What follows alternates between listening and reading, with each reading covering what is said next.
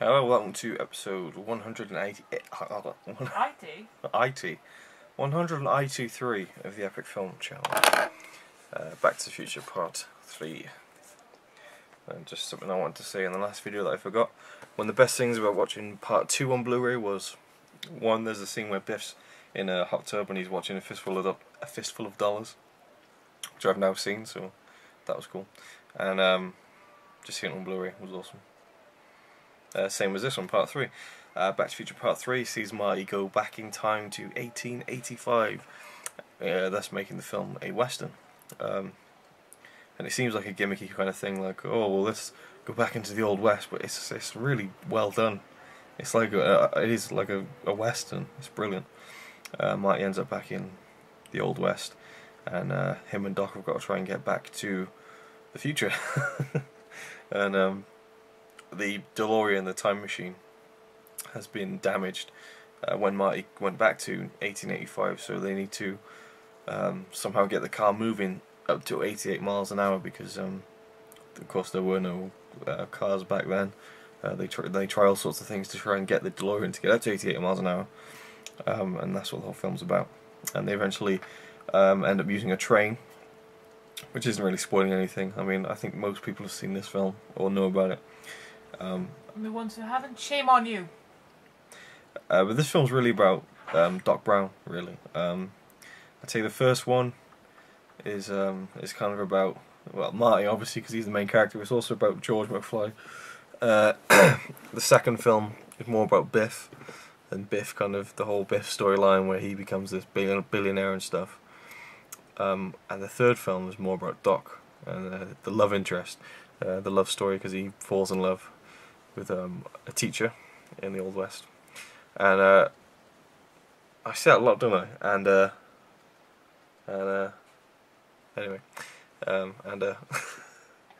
Anyway, Christopher Lloyd has said that that's his favourite film, and it's what?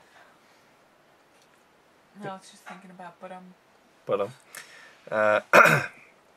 Christopher Lloyd said it's his favourite film, and it's no wonder why, because it is, you know, it's all about Doc, and I like it. I like the romance plot in the film. It's really sweet, I think, done well.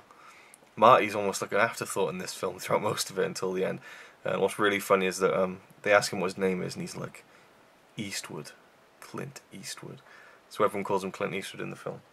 Whereas in the first film, everyone called him Calvin Klein because he had Calvin Klein underwear on. So that was really cool. There's loads of little things that kind of link back to the other films, and there's always loads of recurring themes and moments, which is awesome. One of my favourite things about the Back to the Future trilogy. And this one was my favourite when I was a kid because I love trains. I was a huge fan of trains when I was a kid. I loved them. And the whole ending of Back to the Future Part 3 is amazing. The whole train scene is awesome. And yeah, really, really enjoy it. I give it a 9.5 as well. I love it. I know a lot of people don't like the third one, but I love it. So yeah. I thought it was interesting how Biff is more of a bad guy in this one. Yeah. He isn't as goofy and stupid. He's still stupid, but in the first and the second one, actually it's like it gets more and more evil. Yeah. You know what I mean? And smarter, Mm-hmm. which makes him more creepy, kind of. In this one, he actually wants to kill Marty and Doc, whereas in the first ones, he just wants to.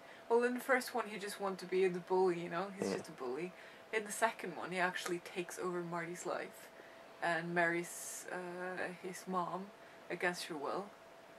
And that's like, oh, wow, that's mean, you know. But he's still pretty stupid and all that. And then, in the third one, he actually wants to kill him.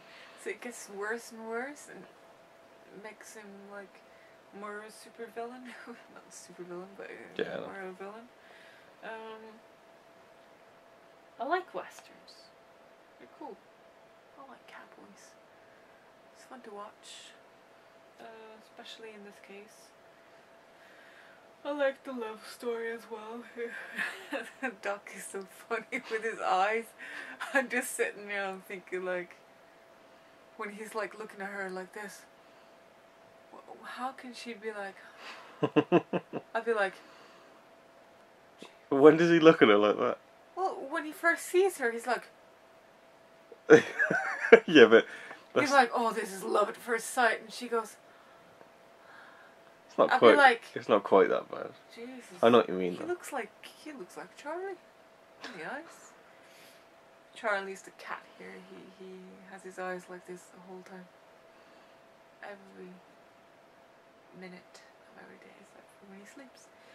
Yeah, I like it. Thinking about it, I don't think I like it as much as the second one. So I'm going to give it a 8.8. Okay. Well done. Yeah. So yeah, anything else to add? No. No? Okay, thanks for watching Back to the Future Trilogy reviews, videos.